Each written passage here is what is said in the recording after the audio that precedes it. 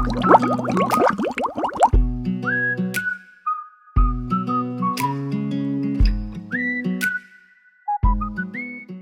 morning and welcome to Saturday morning's musical Bible stories. Today's guest musical instrument is the ukulele.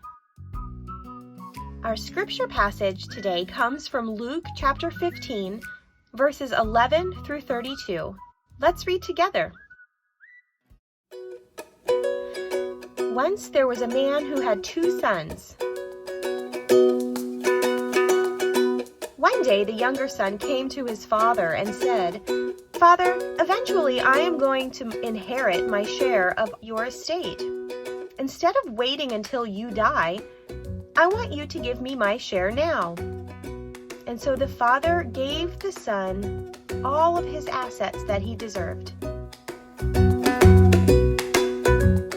A few days passed, and this younger son gathered all of his wealth and set off on a journey to a distant land. Once there, he wasted everything that he owned on wild living. He was poor now, and a terrible famine struck that land. The son felt desperately hungry and in need.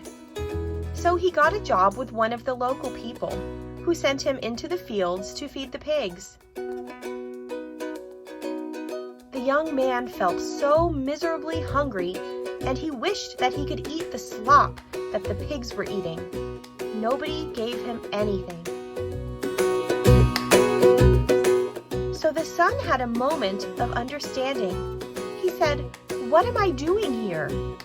Back home, my father's hired servants have plenty of food. Why am I here starving to death? And I am his son. I will get up and return to my father, and I'll say, 'Father, I have done wrong.